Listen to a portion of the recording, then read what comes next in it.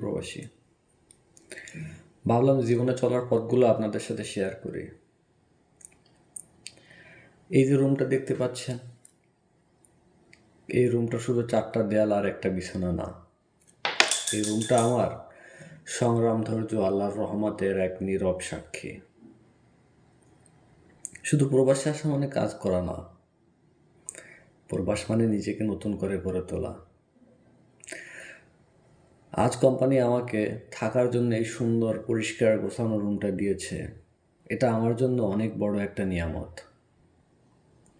সাদা পরিষ্কার বিছানা, পাশে ছোট টেবিল, যেখানে প্রতিদিন কাজ শেষে বসে থেকে একটু বিশ্রাম নেই।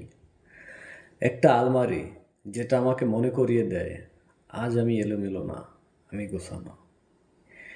এই রুমে রাতের নীরবতা অনেক ভাবনা আসে, পরিবার, ভবিষ্যৎ, স্বপ্ন, দায়িত্ব, কখনো ক্লান্তি, কখনো আশার আলো।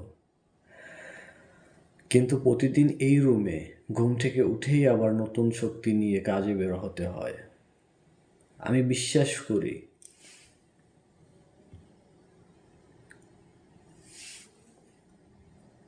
এই ছোট রুম থেকেই বড় যাত্রা শুরু হয়। আজ হয়তো জায়গাটা ছোট, কিন্তু ইনশাল্লাহ আগামী দিনে এই পরিশ্রমই আমাকে আরো ভালো জায়গায় নিয়ে যাবে। যারা প্রবাসে কষ্ট করছেন, যারা এখনো নিজের জায়গা তৈরি করতে পারেননি, ভাই ধৈর্য ধরেন। একদিন আল্লাহ আপনাকেও এমন একটা শান্তির জায়গা দিবে যা আপনি কল্পনাও করতে পারবেন না। হাসবুনাল্লাহি ওয়া নি'মাল ওয়াকিল, এটা চিরন্তন সত্য বাক্য।